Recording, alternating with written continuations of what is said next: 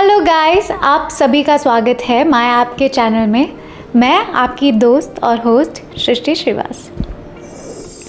क्यों new commerce को strugglers कहा जाता है? क्यों जब हम नए आए होते हैं तो हमें कहा जाता है कि स्ट्रगल तो करना ही पड़ेगा? क्यों इतना इन्फॉर्मेशन गैप होता है एक आर्टिस्ट और एक कास्टिंग डायरेक्टर के बीच में? बहुत सारे जो आर्टिस्ट हैं आज की डेट में, इवन मैंने भी एक्सपीरियंस किया है कि जब हम एक तो तमाम व्हाट्सएप ग्रुप्स हैं, इतने सारे हैं, उसमें से भी हम गिन चुन के एक दो ग्रुप्स में हैं या 3-4 ग्रुप्स में हैं। अब उसमें हम एक तो सबसे पहला पॉइंट होता है कि हम पहले कि उस ग्रुप में रिप्लाई नहीं कर पाते हम। और जब हमें पोस्ट आते हैं वो भी बहुत सारे इनकम्प्लीट होते हैं यार, कि कई बार लोकेशन नहीं होता, कई बार वो टाइमिंग नहीं देते, फिर हमको ऐसा लगता है कि उनको पर्सनल मैसेज करना पड़ता है। कई बार ऐसा होता है राइट, कि बहुत सारे इन्फॉर्मेशन हमें खुद इनकम्प्लीट लगते हैं। ऐसा लगता है कि हमारे दिमाग में क्वेश्चन आता है कि किस दिन पे ये शूट होगा या मुंबई में होगा या नहीं। तो बहुत सारे ऐसे क्वेश्चंस होते हैं, हम पर्सनल मैसेज करना पड़ता है, फिर वो कुछ वक्त बाद रिप्लाई करते हैं उस चीज़ का। तो इतना वेट करके उस फ्रस्ट्रेशन के प्रोसेस से गुजरना पड़ता है।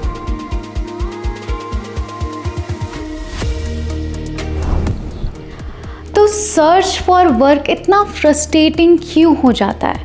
क्यों हमको एक ही जगह पे एक पोस्ट में सारे complete information about auditions, shoot, acting related या स्क्रिप्ट जो भी है एक्सेट्रा क्यों नहीं मिल पाती? राइट, अभी देखिए ये बात तो सही है कि हमको स्ट्रगल तो करना ही है, लेकिन आपको नहीं लगता कि स्ट्रगल हमें अपने स्किल्स डेवलप करने पे या टैलेंट इम्प्रूव करने पे करनी चाहिए, या हमको एड्रेस ढूंढने पे या कास्टिंग डायरेक्टर्स को ढूंढने में स्ट्रगल करना चाहिए? आपको क्या लगता है? अभी जैसे कि अब ये तो एक प्रॉब्लम है ही, अब इससे बड़ा प्रॉब्लम क्या आता है कि जब हम मैसेज कर रहे होते हैं या ग्रुप्स में हमें पोस्ट आ रहे होते हैं तो हमारा क्वेश्चन उठता है। कई बार ऐसा लगता है कि ये जेन्युइन है कि नहीं, या कोई फेक या कोई स्कैम तो नहीं है। कई बार मैसेज करते हैं तो बोलते हैं रजिस्ट्रेशन फ़ीस लगेगी या व्हाटएवर आर्टिस्ट कार्ड लगेगी, जिस पे हम और बात करेंगे अलग वीडियो में। तो इससे भी बड़ा एक मसला होता है कि हमको लगता है कि जब हम मैसेज कर रहे होते हैं, व्हाट्सएप पे मैसेजेस आ रहे होते हैं पोस्ट के अलग अलग डायरेक्टर्स या कोऑर्डिनेटर्स के थ्रू, तो क्वेश्चन आता है सबसे बड़ा कि ये फेक है या जेन्युइन है। क्योंकि बहुत सारे ऐसे कास्टिंग डायरेक्टर्स होते हैं या जो भी कोऑर्डिनेटर्स होते हैं, नो ऑफेंस, बट जब हम उनको मैसेज करते हैं पर्सनली, क्योंकि ग्रुप में रिप्लाई तो कर नहीं सकते, तो कई बार वो रजिस्ट्रेशन फ़ीस मांगते हैं, कई बार आर्टिस्ट कार्ड मांगते हैं। तो वहाँ पे क्वेश्चन आता है क्या हमें ये चीज़ it is okay to give them registration fee और व्हाटएवर।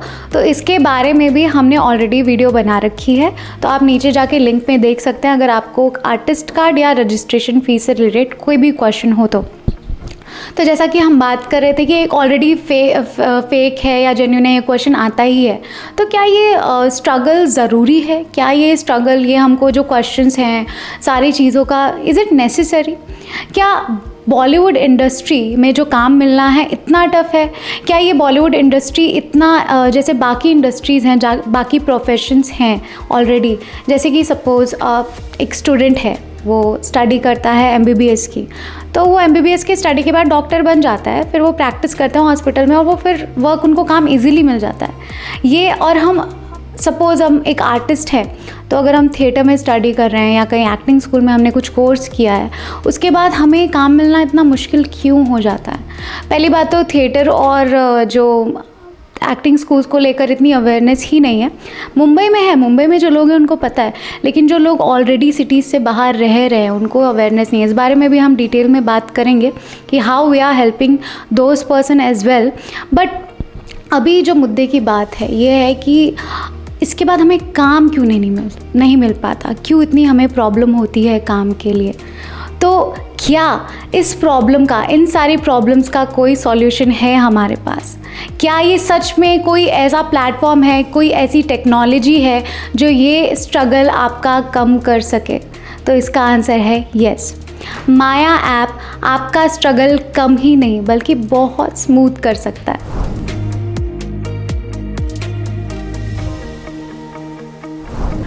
ट्रस्ट मी, माया ऐप आपके सारे क्वेश्चंस का आंसर है, क्योंकि अब आपको टेंशन लेने की ज़रूरत नहीं है कि फेक कौन है, जेन्युइन कौन है, क्योंकि माया ऐप आपको ये सारी चीज़ें फ़िल्टर करके देता है आपकी ही मदद से। कैसे? सपोज़ आपने कोई पोस्ट देखा माया ऐप में और आपने उनको रिप्लाई किया, मैसेज किया, इंटरेस्टेड हैं, और अगर आपसे उन्होंने कोई बदतमीज़ी की या पैसे मांगे या फ्रॉड करने की कोशिश की, तो आप उन्हें जाके रिपोर्ट कर सकते हैं। रिपोर्ट कैसे करना है, इस पर भी हमने बहुत छोटी सी वीडियो बनाई है, लिंक नीचे दिया गया है, आप जाकर देख सकते हैं।